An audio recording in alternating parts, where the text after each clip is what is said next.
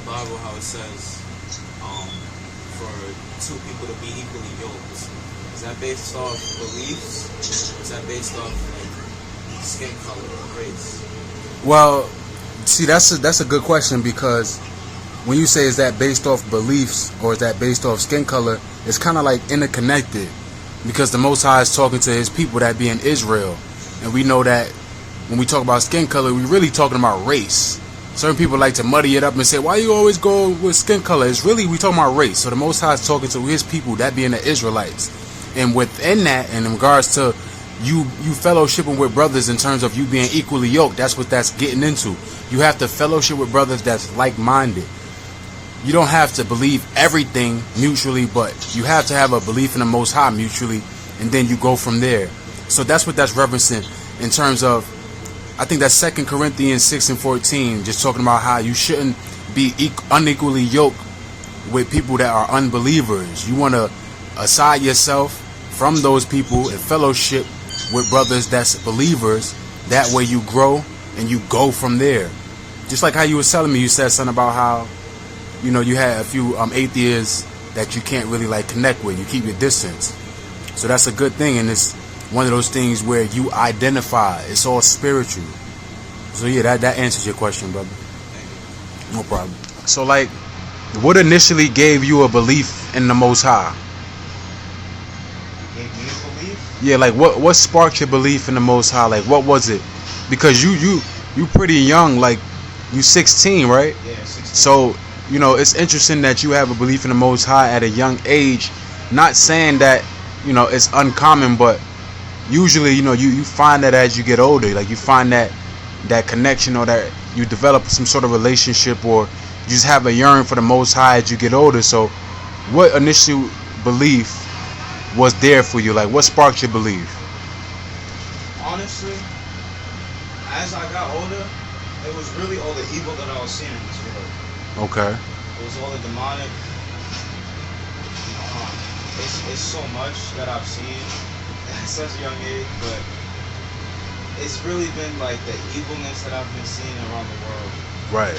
Whether it be like crime, LGBTQ related, Right. just all that stuff. Once like all that stuff opened up to me, I just knew. Like, Right. This is all happening for a reason. Right. It's like, it's kind of like it's kind of like a thing of, okay, if it's so much of this wickedness, it has to be a God, because this can't be it.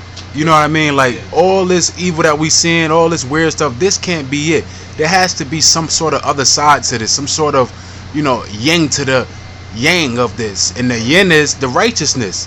You can't have righteousness without wickedness. So it's one of those things where, like, damn, it resonates with me with you saying that what gave you a belief in the Most High was all the wickedness that you were seeing. It's one of those things where it has to take that for you to say, yo, there is a God, because this just can't be happening like this. Like, the Most High has to intervene some way, somehow, someday. You know, the big intervention is going to come to the point where that intervention is going to stop all of this wickedness. So that's a beautiful thing, brother. And the world, they just have so many interpretations of perfection and peace and what humanity is supposed to live for or live like.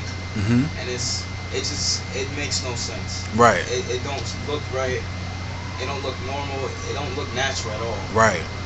It just don't seem like how we're supposed to. Right. It's like you walk outside, you'll see a whole bunch of other things that you'll just have a thought of. Right. It's not. It's really crazy.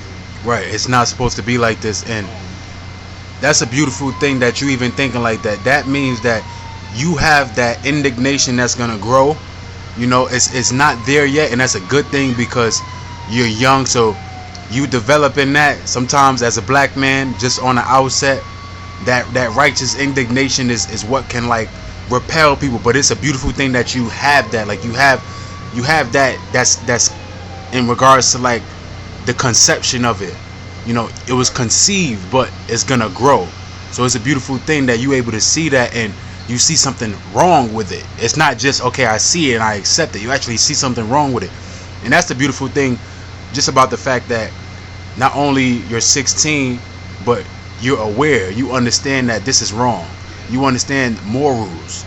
So man, you know, you on the right path, brother, for real. There's a lot of people my age. They just so consumed by everything. They don't see what I see. They don't Right. think what I think. Right. So I just. You one of them ones, brother. And that's a beautiful thing, because just the fact that you say they don't see what you see, they don't think what you think, you understand the value of separation. You understand the value of what the Most High blessed you with, and you have king awareness. It's gonna grow. It's definitely gonna grow, bro.